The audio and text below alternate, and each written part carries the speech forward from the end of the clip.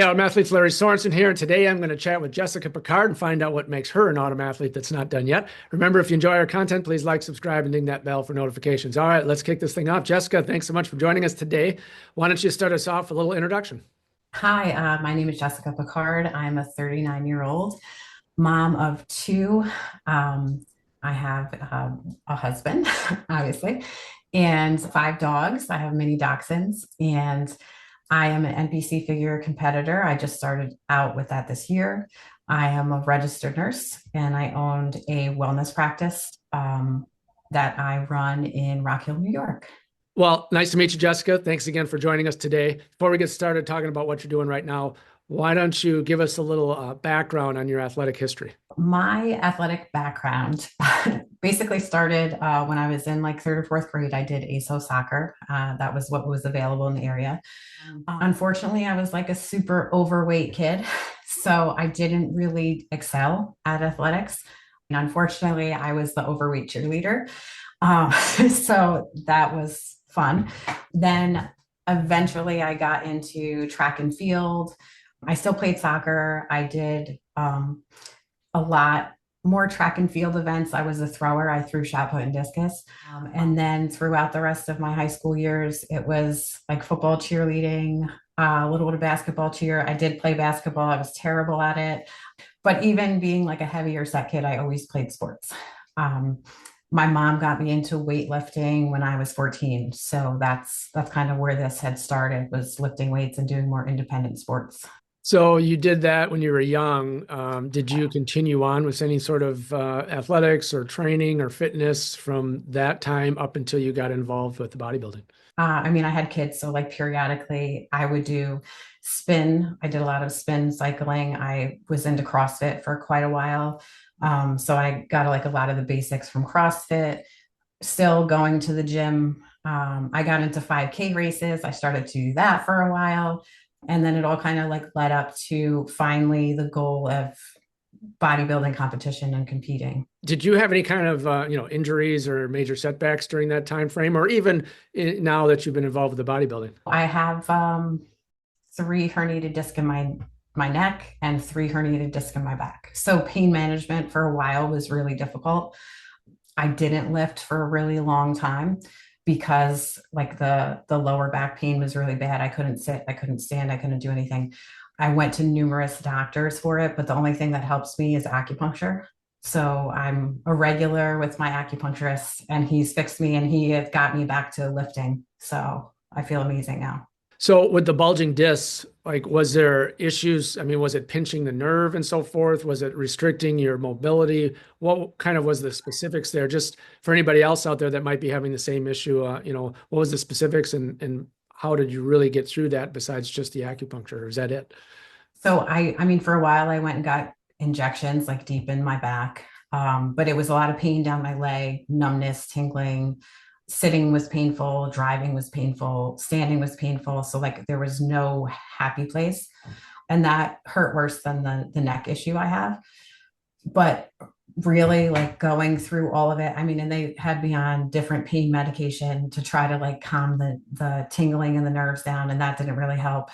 The pain injections didn't help. So the major assistance for me was getting the acupuncture done, and like he had just hits in the right spot. So I don't have that anymore.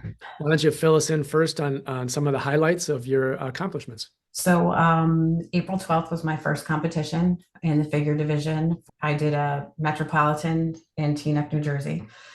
I placed second in all my divisions.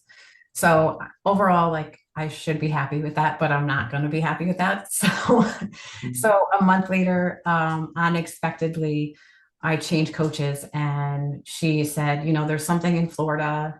I think you should go to Florida and compete.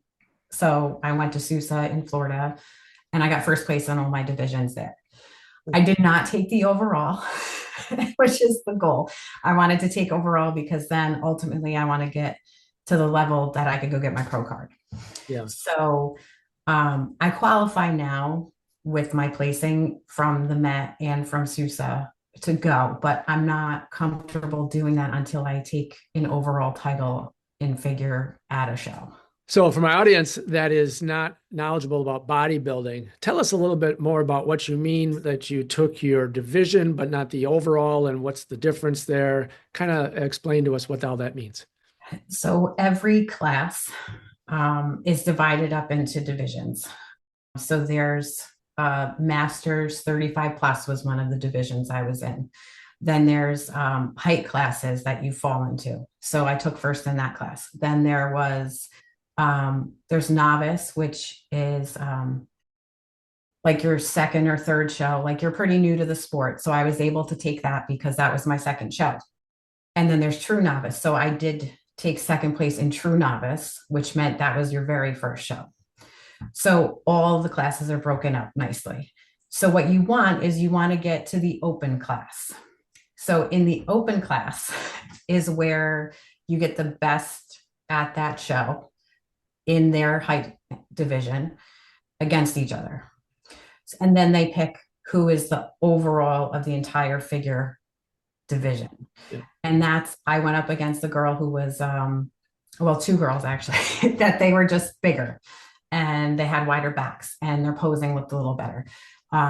So that's where, and I talked to the judges and like, you just need to grow a little bit. Your front's perfect, but work on your backside. So that's what I'm doing now. That's what I'm working on now. Well, that's good to hear that your front's perfect. Half of you perfect. That's a good thing to hear from the judges, I guess. Yeah. That was, okay. I was like, all right. So you're shooting to get your pro card. Now, at this point, do you have any particular events planned, or are you just in a hard training session, or where are you stand right now for the future? So right now I'm in a 6-day split, which 6-day split means I am working out every day. It depends on like how many days of the week I'm hitting certain muscle groups. Heavy lifting to grow the muscle. I don't do 6 days, I do 7 days because I feel like I have rest. If I have some time in between muscle groups, I can hit that muscle group again. Right now, it's eating a lot. It's training really heavy. So I do get more pain and more joint pain. And so I see my acupuncture guy a little bit more.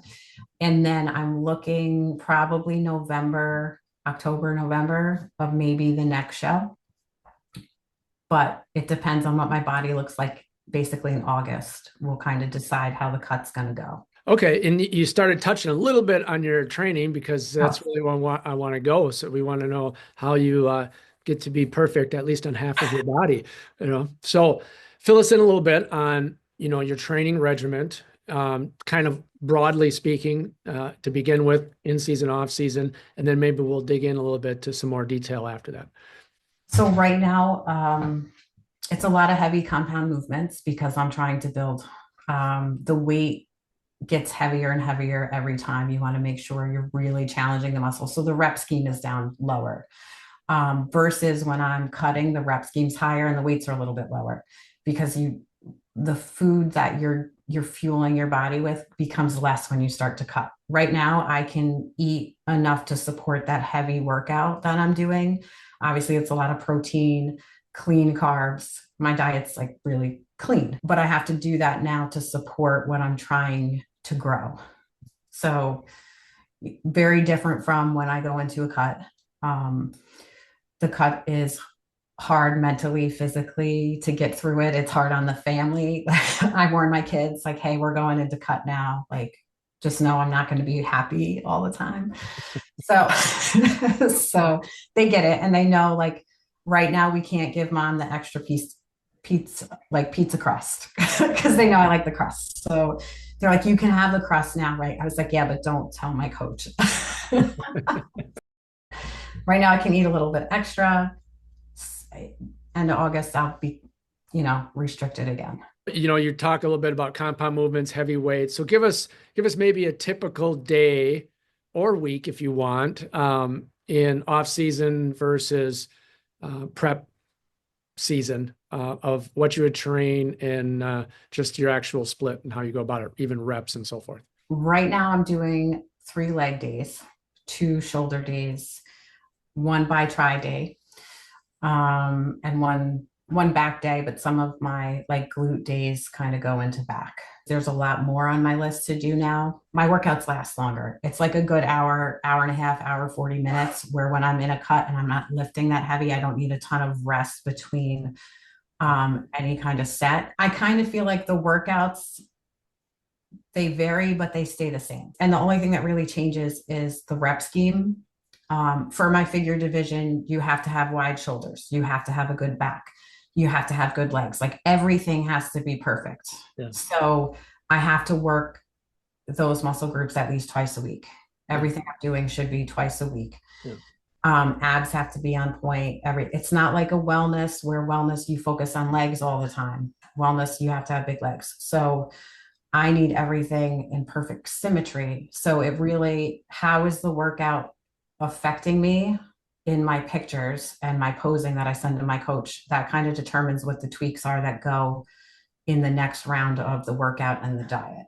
So when you are in, we'll call it bulk phase, and you're lifting heavier, so are you doing 4 reps, 8 reps, 10 reps? What kind of rest in between? And then obviously, well, let's just start with that. What give us an idea of what you're doing. Right now in bulk phase. So I start 15 reps, like let's say I'm doing shoulders. I'll start 15 reps at like a 35 dumbbell, and then I bring the weight up, drop the reps. So then I'm at 10, then I'll go to 8, then I'll go to 4. But the weight when I get to 4, I'm doing like a 50-pound dumbbell to do a military press. Yeah. So, it's taxing. It's very taxing. So you generally stick with a pyramid style when you're bulking. My workouts are written for me by my coaches. So I do drop sets too. So that's like another thing that I work. I like the pyramiding up, but sometimes they'll have me start heavy and then do a drop set of half the weight, or do 4 drop sets that it's like you start heavy and then you're doing 4 drop sets, and that gives you one big set, one giant set. Yeah. And then you do that 5 times, and you're exhausted when that one exercise is done, but it's effective. Yeah. Okay. So in bulk range, we're going from 15 down to maybe 5 rep type of thing, increasing the weight. So when contest prep comes, what do you do there? What do you start at? What do you end at with your rep range? So sometimes it'll be like a good 25 to 15 rep range. The weights are lower. Obviously, I try to keep the weight as high as possible the whole time. When you're in that last month of really hard contest prep, your weights drop. And then when you're in peak week, you're half of what you could do, because you're wiped in peak week and you have no carbs. But yeah, a lot more reps, lighter weight, and just focusing on like burning out in the fine details. Talk a little bit about the, I guess, perception of strength. So, when the average person sees a bodybuilder on stage, you think, wow, they are the Terminator. They've got to be able to lift a house. And then when they see you maybe, during bulk phase, when you're a little smoother and, the muscles aren't, the veins aren't bulging there, they think, oh, maybe you're not as strong. Set us straight on that. How does that really work? Usually by the time you get on stage, you're really weak and you're tired. You're the strongest when you're not in a cut. And like I could pack weight on now like crazy. And I can, do crazy things with my body that people do watch. I come from an area that there's not a lot of me around here, especially women. Like there's one bodybuilder man in the county, and then there's me that I don't even count. To me, I don't count. I'm not a pro. I don't count. Yeah. So they watch me at the gym and they're like, you're like a beast. And I'm like, I'm just me. I've always been strong. Now you just see it more because I'm more defined. Yeah. But yeah, by the time you're getting to stage, you're weak and your muscles show because your fat is gone, and your nutrition is kind of gone, and your water is up and down. Like, so you see it more, but you're not as strong when you step on that stage. Let's talk a little bit about nutrition. Tell us again, maybe give us an idea of your macros, your calorie counts in off season, and then what happens during this prep. Where do you go there? So right now, I'm at like a 2,000 calorie diet. Still staying low fat because I try to lean bulk. So I'm like a 50 grams of fat, 160 of carbs, and then like 190 protein. Um, when I go, so that's now trying to bulk and put on some mass. And it'll probably increase like in the next 2 weeks, I'll go up another 200 calories. So I'll be at 22. I might go up to 24, but trying to keep my weight in check so that I don't overspill and have too much fat to cut off me because that you only make it harder on yourself. Yeah. So keeping a fine balance of the diet at all times to me is a big deal. I know some people come off and they're like off season so they can eat whatever or drink whatever and do whatever. I don't do that. I make sure that I'm clean bulking. Um, my coaches, that's how we do things. Yeah. And when I go into a cut, we'll start just backing down like 200 every week. So say I'm up to 20, 24, like say I get to 24, we might back it down to like 2000 when I start and gradually lose like 100 calories a week. And then my last stage, I was still like at 1700 calories when I stepped on stage. My weight didn't really fluctuate. For me, like a maintenance is 1700. To lose, I have to be at like 16, 1500. Mhm. Um, and it really depends on what you eat and what you're in that carb cycle way at the end during your peak week. I mean, you're getting really good clean protein that whole last week, and then you carb up to fill the muscles out. Um, but yeah, that's kind of the macros. Still, I always say very high protein, very low, like moderately low fat, and carbs. I just kind of keep 150s, 100. Drop it.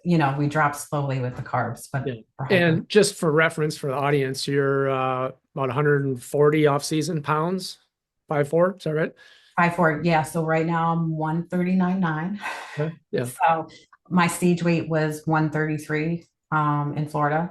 Yeah. So and right when you get off stage, I feel like you just gained 10 pounds of water. So you get home and you're like, ah, Yeah. Yeah. but it's expected. Like the whole next week, you just put weight on and you're like, you really can't look at the scale then because you're just going to put the weight on. And it's healthy because now you're getting more water back in you and doing everything you need to do. And then just one more quick thing on a diet. You said 190 grams or so protein. What is your protein choice? Are you a meat eater, plant eater, supplements? How do you get your protein? So I have one shake a day, a whey protein shake. The rest is like tilapia, salmon. I have venison at home because my husband's a hunter. Beef, we get fresh farm beef because we have friends that have cattle. So we get like really fresh things. Um, I'm not too picky when it comes to it. Egg whites, if I'm hungry at the end, like during my cut, I'll just have an extra cup of egg whites at night because you do start to feel hungry, but you want it to be super low fat and super clean. All right. So you're 39, you're training hard, you're doing all this stuff. You got kids, you got work, all these things. What's the motivation? What keeps you going and driving to do this? Um, my kids, and makes me emotional. My son has watched this all transpire, and he'll sit with me and he's just like, Mom, just keep going. You're doing it already. Just keep going. So there's days that I'm like, I want to stop and I'm tired and I just keep in my head, just keep going. Like Zach just said, just keep going. So that's like it. That's my kids are my main motivation. The pro card is a huge motivation. Like I just look at that. I'm like, I don't know what that does for me, but I'm gonna do it. Yeah. Yeah. If you could bottle your secret sauce to health and fitness, what would the ingredients that recipe be? Proper nutrition planning, making sure that women know that being in a deficit your whole life is not the key. It's not the goal. It's not. I learned that with my first coach because I was always in a deficit. I said, I'm not going to look like that unless I'm in a deficit. I want those muscles to show, but you have to follow the diet and follow the plan. And that's the nutrition is a huge thing. And some people don't realize that they just go to the gym workout and they're like, they don't care about their nutrition. Like you have to make it something that goes hand in hand. If you're working out, have your nutrition on point. All right. So, you mentioned something about judging. Obviously, you're in a sport where people are judging your appearance, and it was great to hear that, half of you was perfect, the other half needs some work and so forth. Yeah. Body dysmorphia is an issue with many people that are especially involved with bodybuilding, but just in general. So, you know, what are your thoughts on that? How do you approach that? Obviously, by normal standards, like you said, there's one of you. You look fantastic, great. The average person would be, are you crazy? You're perfect. But Right. obviously, when you're getting judged, you know that okay, you're not perfect in the judge's eyes. So how do you address that? And maybe do you have any advice for people that are struggling with that body dysmorphia? It's funny. I have a girl that talks about her body dysmorphia all the time with me. And she's like, I couldn't compete because of body dysmorphia. I would go extreme. You have to have a a goal in mind of what you want to look like and what you are comfortable looking like. So for me, like I get hit with people saying like, oh, you look like a man or you have shoulders like, all that crap, right? This is how I've always wanted to look my whole life. And I couldn't ever do it. And because I didn't have the people, like I said, like you got to find your people that are going to help you and figure out how to make you what you want to be. So yeah, like I know what I want my backside to look like. And I know I'm not there yet, but I'm working a plan and doing it that way. So maybe some people, and I know bodybuilders get the body dysmorphia of like they're perfect, but they could be even bigger or even this or even that, you know, but at the same time, they have a goal of what they want to look like. And it does, I don't want to, you have to make sure it doesn't consume your headspace all day, every day. Work your plan, work your diet, watch the results happen because they will. But people that want to be nice and tiny and skinny and toned, like you also have, there's a plan for that, so the whole key is initially figuring out what you want your body to look like Yeah. and shoot for that. Okay. All right. Well, Jessica, I want to say thank you so much for joining us today. I just want to wrap up here by giving you the floor to give us some final thoughts. I guess my whole like final thought is about a goal. And if you have a goal, no matter what it is, you have to have a plan and you have to really have like a nice timeline of when you want to do it. And you need to get people to help you with the plan because you can't always do it on your own. So like seeking help is a huge thing, whether it's business, whether it's workout, whether it's diet, whatever. Having support systems in place that'll keep you accountable is huge. And that's kind of, for me, goal setting is huge with, my business, my life, my everything. Um, so that's all I have to say is if you have a goal, figure out how you're going to do it, figure out the timeline, figure out who you need to help you accomplish that. And you're going to be unstoppable. All right, folks, some great advice from Jessica Picard. She is definitely an autumn athlete that's not done yet. Remember, keep moving, set your own goals, train hard to achieve them. Thanks so much for watching, and we will see you next time.